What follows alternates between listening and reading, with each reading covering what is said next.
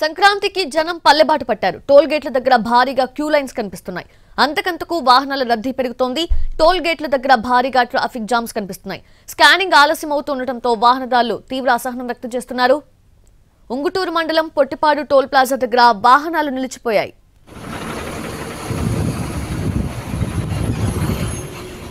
Pottipadu toll plaza నుంచి మరిన్ని వివరాలు తెలుసుకుందాం. మా ప్రతినిధి శ్రీకాంత్ అందిస్తారు.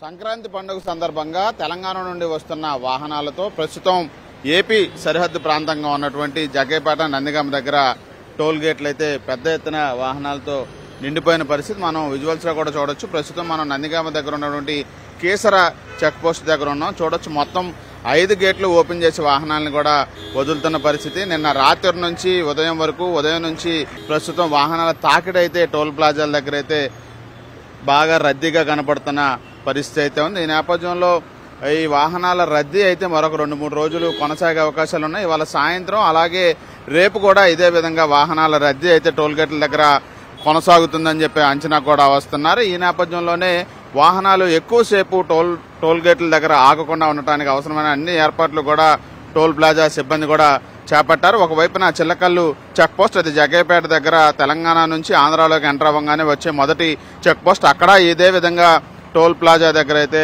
రద్దీ అయితే ఉంది. ప్రస్తుతం 2వ చెక్ పోస్ట్ ఇది నందిగామ దగ్గర ఉన్నటువంటి కేసర చెక్ పోస్ట్. తర్వాత కృష్ణా జిల్లా నుంచి పశ్చిమ గోదావరి అంటే ఏలూరులోకి వెళ్ళడానికి పొట్టిపాడు దగ్గర కూడా చెక్ పోస్ట్ ఉంది. అక్కడ కూడా ఇదే విధమైన రద్దీ అయితే కొనసాగుతూ ఉంది. టోల్ గేట్కి సంబంధించి ప్రస్తుతం దాని మేనేజర్ అయితే ప్రస్తుతం మనతో ఉన్నారు. ఎలా కొనసాగుతుంది వాహనాల రద్దీ అనేది, అంటే గంటకి ఎన్ని వాహనాలు అనేది ఏమన్నా అంచనాకు వచ్చాము? మాకు పొద్దున్న నుంచి ట్రాఫిక్ అయితే ఉందండి.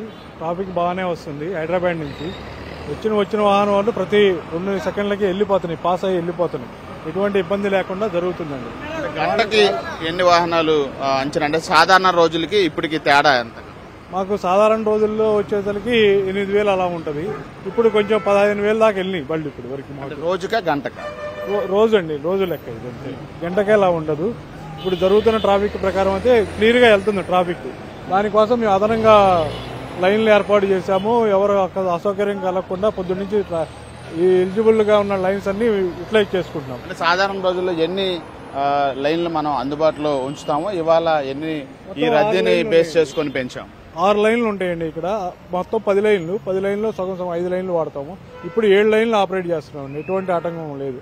మీరు పొద్దున్నుంచి మీరు చూస్తూ ఉన్నారు, ఎక్కడ ట్రాఫిక్ అంతరాయం లేకుండా రోడ్ యూజరు ప్రశాంతంగా వారి గమ్యస్థానాలకు చేరుకోవడానికి మేము అన్ని ఏర్పాట్లు చేసామండి. అలాగే ఈ రద్దీ ఇంకా కొనసాగడం అంటే రేపు కూడా కొనసాగే ఛాన్సెస్ ఉన్నాయంటే మీకు రెగ్యులర్ గా గతం ఏడాది కూడా చూసి ఉంటారు. రేపు మేము అనుకుంటే రేపు మార్నింగ్ 10:30 వరకు ఉంటుందండి. రేపు ఇవాళ సాయంత్రం మ్యాక్సిమం ఉన్నదంతా సాయంత్రం అయిపోద్ది.